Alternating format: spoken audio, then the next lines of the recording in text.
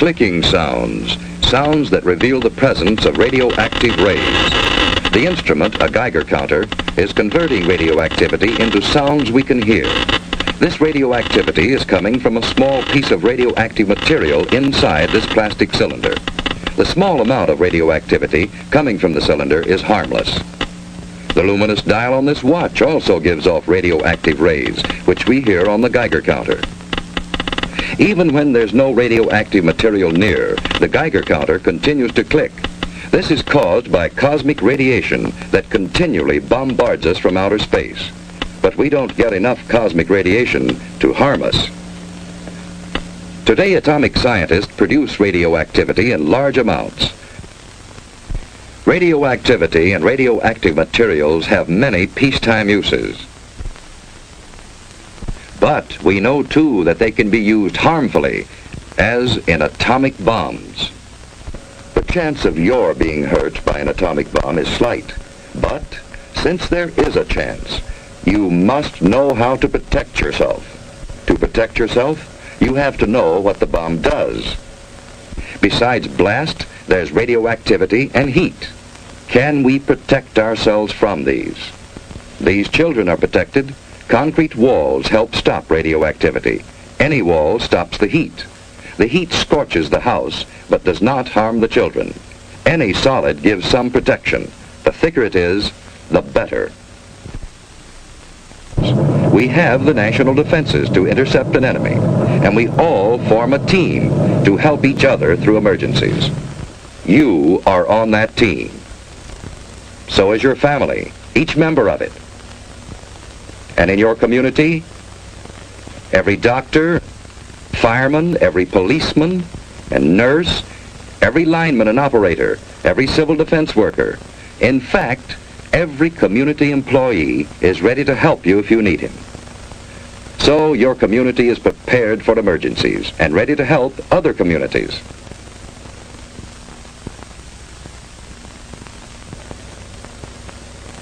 We have state and national headquarters for civil defense.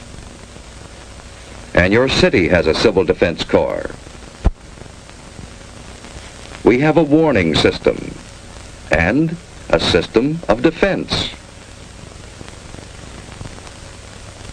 Yes, we have the equipment and the people for an effective team. But, like any team, it can win only when everyone knows his job and does it well. What is your job?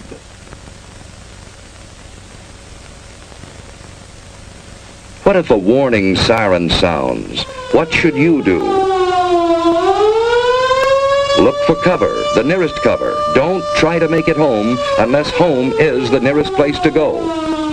Don't hesitate. Find cover.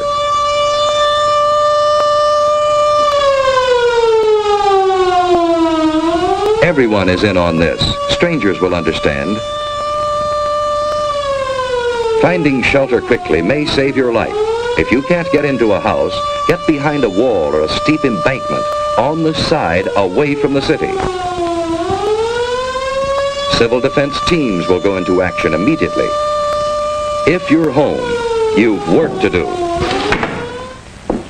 Hi, Susie. Everything's fine upstairs. How you doing here? Okay, I guess. That's good. We repeat, cover windows to protect against the possibility of broken glass, heat, and radioactivity. Turn off fires. If you are home and are not assigned to civil defense duties, go to your prepared shelter. Those who are in shopping centers, go to prepared shelters fire in the kitchen's out. Now we'll go down the basement. In this practice alert, we are assuming that the attack will come on the waterfront area. See, it's just practice. All this rushing around for nothing. Now, there's just where you're wrong. We need this practice. Now, come on, let's do our job. That's good thinking. We all need practice. Here's a clean, well-prepared shelter in the basement. Ted and Sue have a battery radio, and they have soda ash and stirrup pump fire extinguishers. They have other emergency supplies, too. A flashlight, a well-equipped first aid kit with plenty of bandages, tape, and scissors. A Red Cross first aid book, a few cans of food, a good supply of water, blankets, and an electric lantern in reserve. You know, Susie, This stuff would come in handy on a camping trip. I'd a lot rather be on a camping trip. Say, what would we do if we didn't have a basement? At school, they told us we should be away from windows and behind double walls. You know, like an inside hall. Ted's right. If you live in an apartment house, you can't all go to the basement. Head for a shelter area. If none is marked for you, find cover away from windows and in a hallway if possible. Wait for the all clear. Be calm. If you're on the playground, run for shelter. If you're in the schoolyard, get into the building. Move quickly, but in good order. Inside, go to the shelter area you've been assigned. Take your place on the floor. Here's one good way to protect your eyes and neck in case of a bombing. Wait for the all clear. So far, you've been watching a practice drill. But what if there is a bombing that comes without warning? What is your job then? Find cover immediately. Don't look at the flash. Stretch out. In about 1 minute, the immediate danger is past. Then head for safer cover. Another bomb may fall. Get indoors if you can.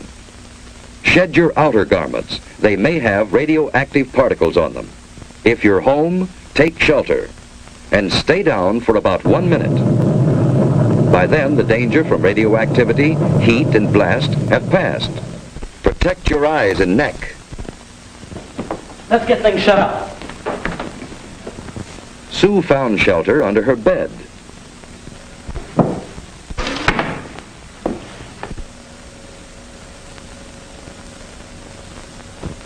Dad, let's get the battery set. When the house current is off, that battery radio is essential. Keep tuned in.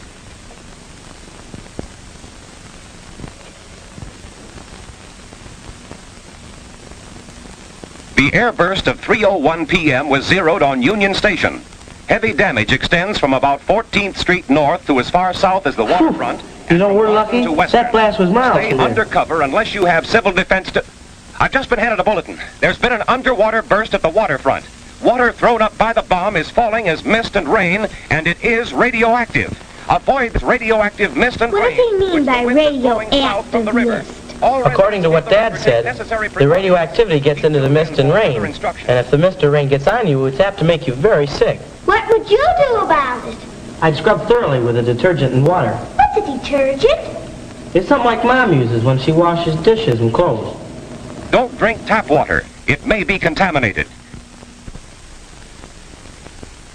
Ted and Sue are waiting for the all clear.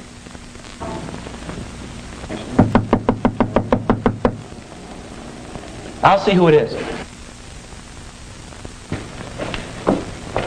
Hello, who's there? It's your block warden, Mr. Carlson. Come on in, Mr. Carlson. Hello, Ted. Hello. Ted, this is Mr. Franklin, our radiological monitor. He's here to check for any radioactivity. I saw your mother down the shopping center. She's fine. Well, there's no damage here. No, it's been very good here. Hello, Sue. Say, have you seen my dad lately? He's down at headquarters, and boy, he's really busy. Yeah? Well, there's no radioactivity here. Say, Mr. Franklin, is that a pen on your coat there? Oh, no, that's a dosimeter. A dosimeter? Well, what's a dosimeter? Well, it measures the amount of radioactivity that I've been exposed to. But this is the meter that I use to check with. Say, Mr. Carlson, is there anything I can do outside to help? No, Ted, everything is under control. You just stay here till the all-clear signal is given. You've done a good job. Thank you, Mr. Carlson. Bye, Sue. Bye. A good job. That's what everyone must do to be safe. Doing a good job means simply following the rules in an alert or an attack and waiting until all is clear again. In this early and troubled stage of the atomic age, our very lives may depend on always being alert.